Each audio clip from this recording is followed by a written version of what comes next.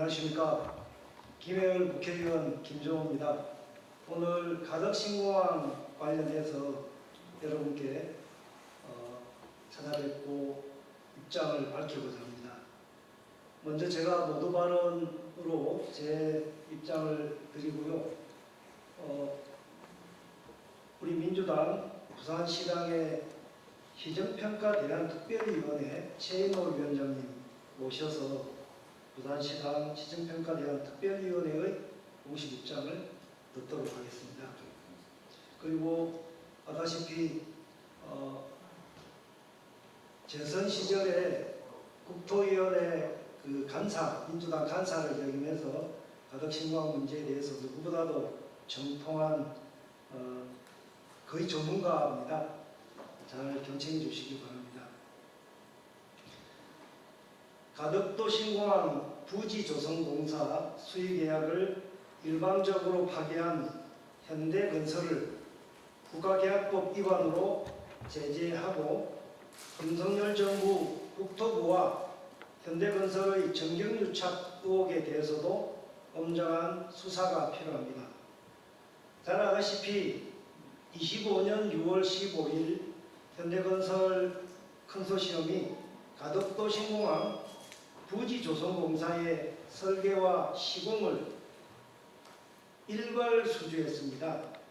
수의계약으로 일괄 수주를 했는데 이때 현대건설이 수용했던 국토부의 입찰 조건 이행을 거부했습니다. 그리고 사업 철수도 선언했습니다.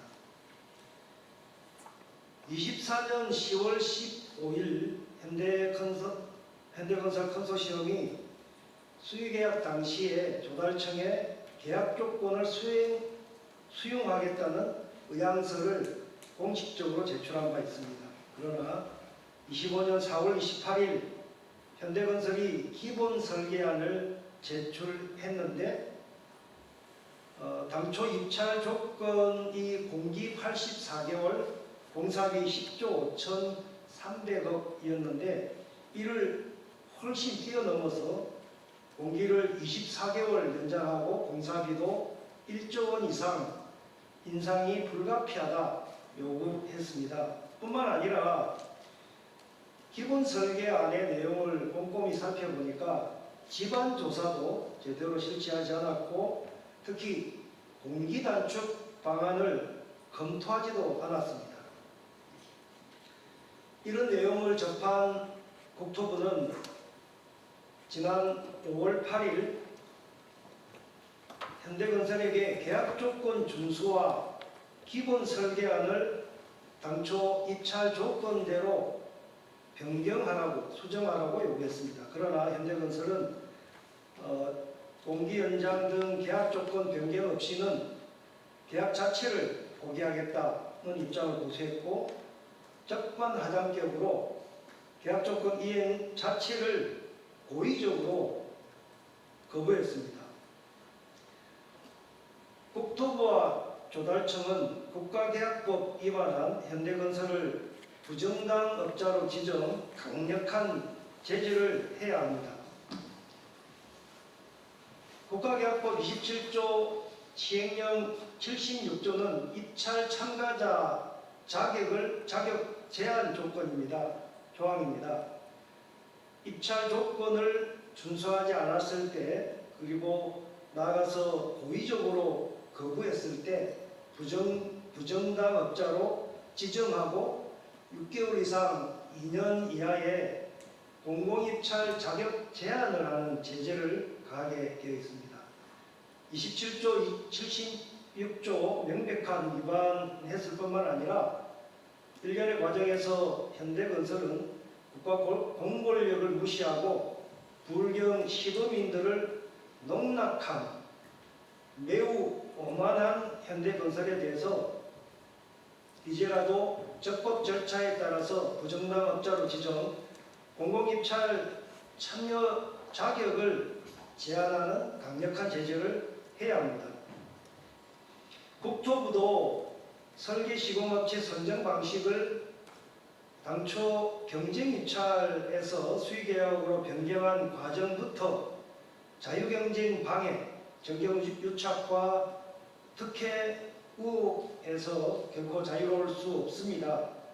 24년 5월 17일부터 4차례 경쟁입찰 결과가 유찰되었는데 이 사태는 충분히 사전에 예견되었습니다.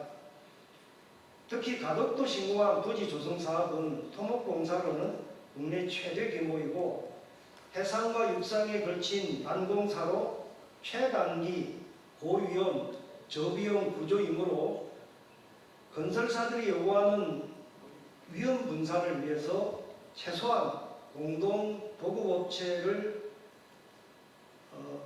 2개에서 3개 정도로 확대할 필요가 있다고 요구했는데 이를 국토부는 무시했습니다.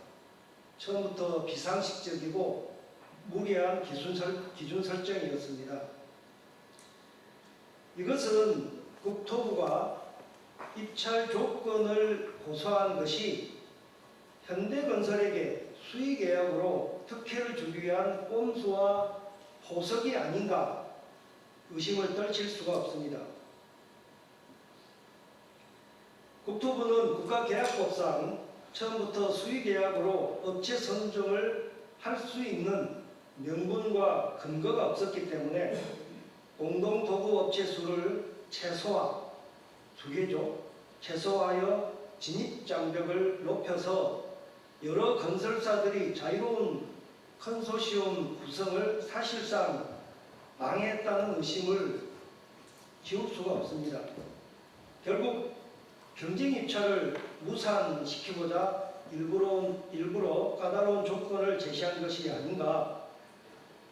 현대건설의 수의계약으로 특혜를 주기 위해 우선 경쟁입찰 방식부터 수의계약으로 전환시키는 명분과 절차를 요식 행위로 추진했던 것이 아닌가 의심되는 대목입니다. 이 과정에서 윤석열, 김건희와 국토부의 힘이 작용하여 현대건설 컨소시엄만이 3번이나 단독 응찰토록 유도했다고 보입니다. 결과적으로 다른 건설사들의 자유로운 컨소시엄 구성과 공정한 경쟁입찰 참여를 방해한 것으로 보입니다. 따라서 가덕도 신공항 부지 조성공사의 수의계약으로 선정된 현대건설에 대해 윤석열 정권 국토부 차원의 비호와 정경유착 그리고 특혜 의혹 수사를 강력히 요청합니다.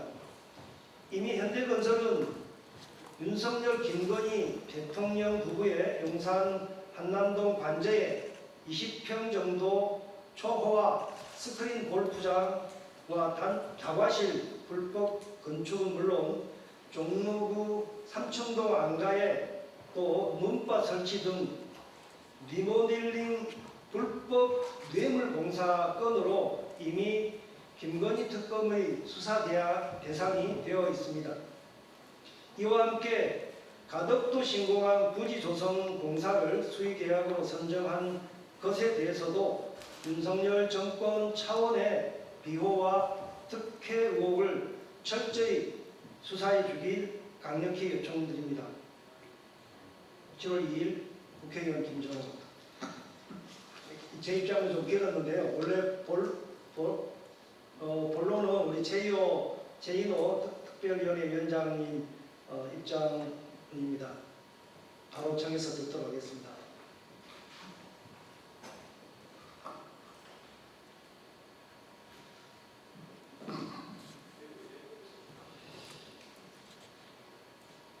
현대건설의 가덕신공항 수주 전반 및 의도적인 현대건설의 가덕신공항 수주 전반 및 의도적인 수주 포기에 이르기까지의 전 과정과 용산 관저 뇌물공사 사건과의 연관성에 대해 김건희 특검에서 철저한 수사를 할 것을 요청합니다. 현대건설은 대통령 선거가 막바지로 치닫던 지난 5월 30일 10조 원에 달하는 가덕신공항 부지 조성 사업을 포기한다고 발표했습니다. 이것은 상식적으로 도저히 이해할 수 없는 결정이었습니다.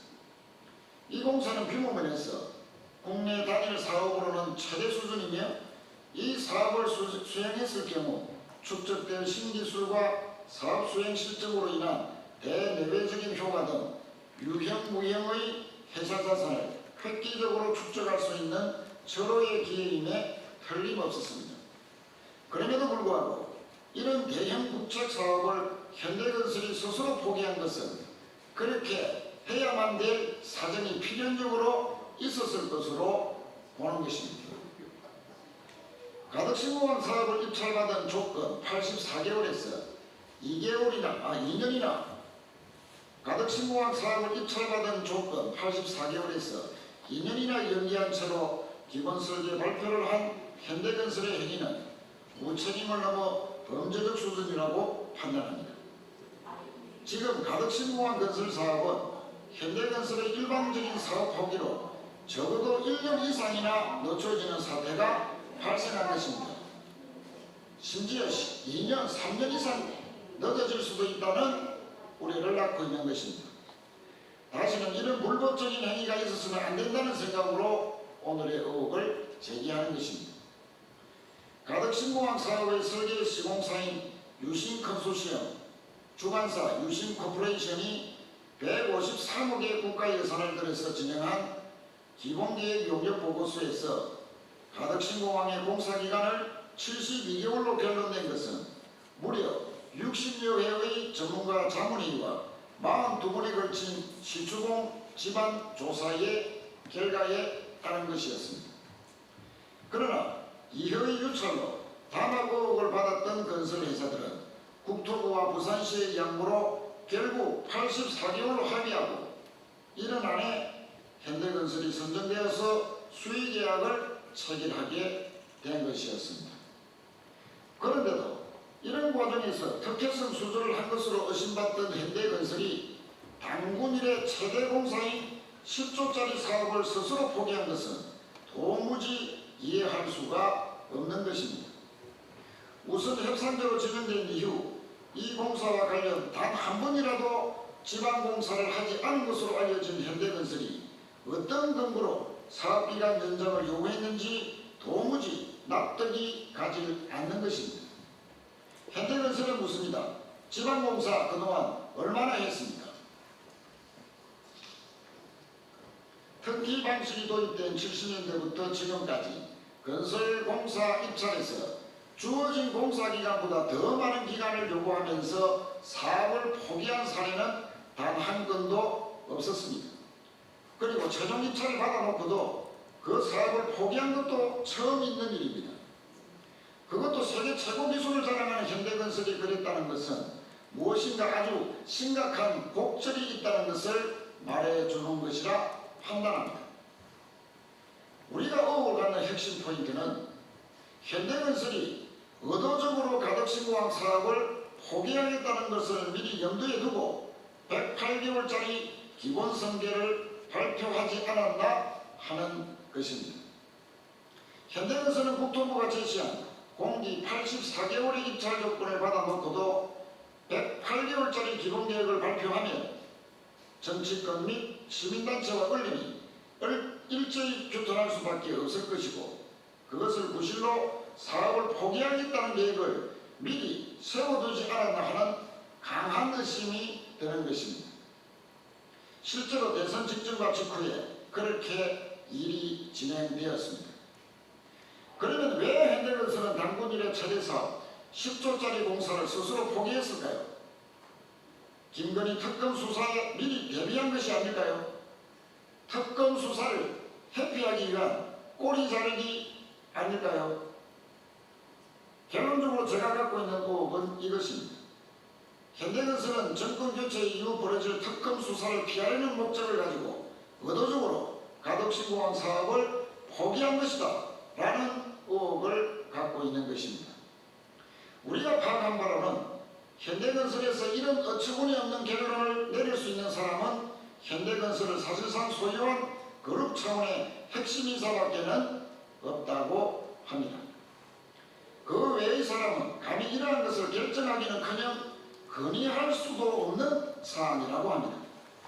왜냐하면 10조짜리 개형 국책 사업을 포기하는 결정을 내릴 수 있는 사람은 현대건설의 소유자 말고는 아무도 없기 때문이라는 것입니다. 이와 관련해 현대건설 사정을 잘 알고 있는 사람들로부터 들었던 증언도 있음을 밝힙니다. 김건희 특검 수사 16가지 대상에는 용산 관저 뇌물공사 의혹도 포함되어 있습니다. 뇌물 제공자로 의심받고 있는 기업이 현대건설입니다. 현대건설은 한남동 대통령 관저 및 삼천동 안가공사를 수의계약 방식으로 공사를 진행했습니다. 이 공사에는 미등기 유령 건물인 초호화 스크린 골프 연습장과 유흥시설이 포함되어 있었습니다. 불법 리모델링 공사와 뇌물 공사 의혹 등으로 김건희 특검 수사 대상에 올라 있는 것입니다. 이에 대하여 윤석열 정권 집권 기간 동안의 감사원은 무혐의 처리했지만 정권이 바뀌기 직전인 지난 5월 감사원은 한남동 관저 및 삼청동 안가 공사 전반을 조사하겠다고 번복해서 밝힌 바가 있습니다. 어처구니 없는 일이었습니다. 결국 감사원은 대통령 관저 유령 건물 공사와 관련해 뇌물 혐의로 대검찰청에 수사를 요청한 사실이 확인되기도 했습니다. 작년 연말부터 지금까지 용산 대통령 관저 공사 불법 뇌물 공사 의혹이 사회 전반적으로 확산되는 와중에 이 공사를 담당한 현대건설은 감사원의 조사 착수 발표가 있던 전후인 올해 5월 말 10조 이상에 달하는 가덕신공항 부지 조성 사업을 스스로 포기한다고 발표한 것입니다. 이에 우리는 다음과 같은 의혹을 제기합니다. 현대건설은 정권이 바뀐 후 예상되는 김건희 특검 수사가 본격화 되면 현대건설의 간저 불법 뇌물 공사 의혹에 대한 수사가 불가피하다고 판단하고 관저 뇌물 공사와 가덕신공항 사업의 수의 계약과의 연관성에 대한 특혜 수주 의혹에 대한 수사가 진행될 것을 우려한 결과는 아닌지라는 의혹 제기인 것입니다. 특검 수사 꼬리 자르기 차원에서 의도적으로 사업 포기를 한 것이라는 합리적인 의혹을 제기하는 것입니다. 저는 현대건설의 가덕신공항 수주 전반 및 의도적인 수주 포기에 이르기까지의 전 과정과 용산 관저 뇌물공사 사건과의 연관성에 대해 김건희 특검에서 철저히 수사해 줄 것을 강력히 요청합니다. 그리고 국토부와 조달청에도 강력히 촉구합니다. 이런 불법 업체를 왜 그냥 두고 보기만 하는 것입니까? 국가계약법을 대놓고 무시한 현대건설에 대해서 당연히 부정당 업체로 간주하여 적극 조치에 들어가야 했습니다. 최대 2년까지 제한할 수 있는 공공기관 입찰 제한을 시작해야 한다면 물론이고 업무방해 등으로 형사 고발해야 되는데도 왜 시간만 끌고 있습니까? 더 이상 현대건설에 대해 법적, 행정적 조치를 취하지 않고 시간을 끈다면 직무유기 등으로 국토부와 조달청도 고발당할 수 있다는 것을 강력히 경고합니다. 부산시에도 강력히 촉구합니다. 시민들이 똑똑히 지켜보고 있습니다. 국토부 뒤에 숨어서 더 이상 가만히 있지 마십시오. 지금이라도 할 수 있는 모든 법적 행정적 조치를 취하십시오. 그것이 그동안 보여준 박형준 시장의 무능함에 대해 조금이라도 상쇄하는 길이 될 것이며 350만 부산 시민들의 자주와 분노를 부분적으로라도 대변하는 길이 될 것입니다. 박형준 부산시장님, 제발 가만히 있지 말고 현대건설에 대해 강력한 조치를 취하십시오. 저는 앞으로 가덕신공항 건설 난맥을 초래한 모든 것들에 대하여 앞으로 계속 싸워나갈 것임을 밝힙니다. 감사합니다.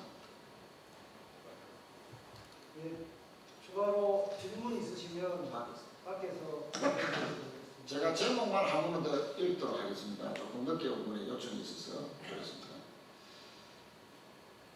현대건설의 가덕신공항 수주 전반 및 의도적인 수주 포기에 이르기까지의 전 과정과 용산 관저 뇌물공사 사건과의 연관성에 대해 김건희 특검에서 철저한 수사를 할 것을 강력히 요청합니다. 네, 구상을 마치겠습니다.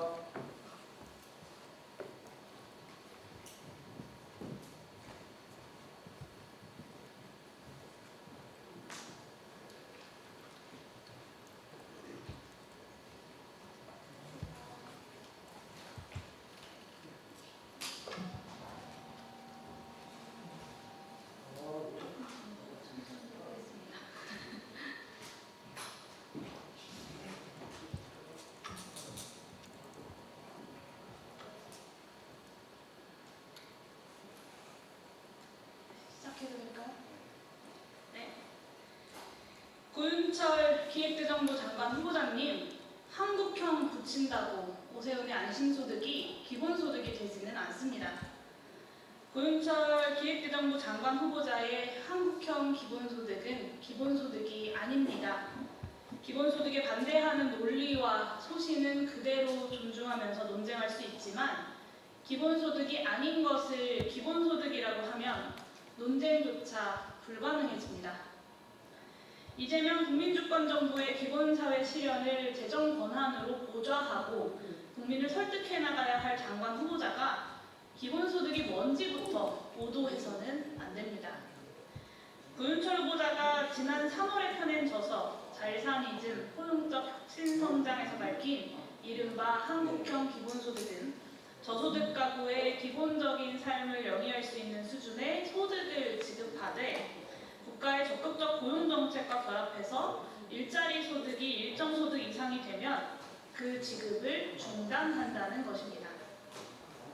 우리 사회는 이미 기초생활보장제도를 통해서 중위소득 일정 기준 이하 가구에 생계급여를 지급하고 있고 근로장려금을 통해서 저소득층의 노동시장 유인을 높이고 있습니다.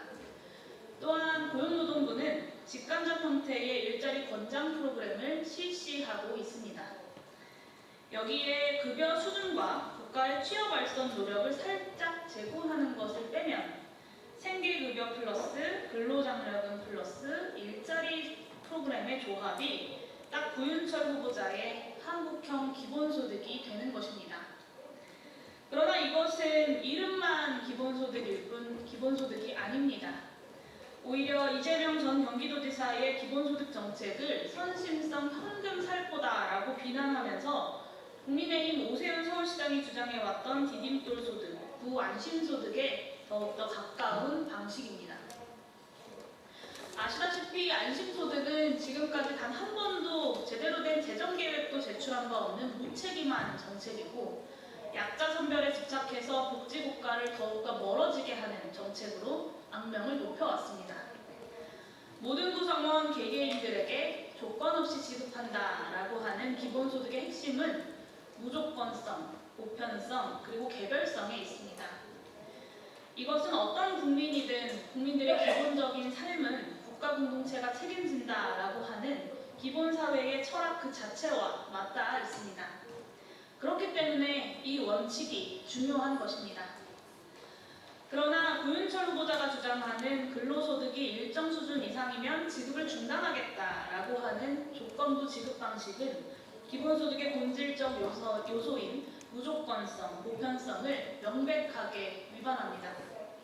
가구를 단위로 한다는 점에서 개별성도 위배하고 있습니다. 이재명 대통령은 지난 대선 공약으로 농어촌 수당과 아동 수당 확대를 공약했습니다. 현실적 제약으로 초저출생과 농어촌 인구 소멸 대응 등 사회적 필요가 가장 큰 분야로 제한하기는 했지만 그럼에도 기본사회 실현이라는 목표를 위해서 무조건성과 보편성, 개별성이라고 하는 기본소득의 원칙을 충족하는 방향으로 제안되어 왔습니다. 이재명 대통령은 같은 맥락에서 대선 과정에서 AI 등 첨단 부문 국부펀드 투자를 통한 전국민 이익공유 구상도 밝힌 바가 있습니다.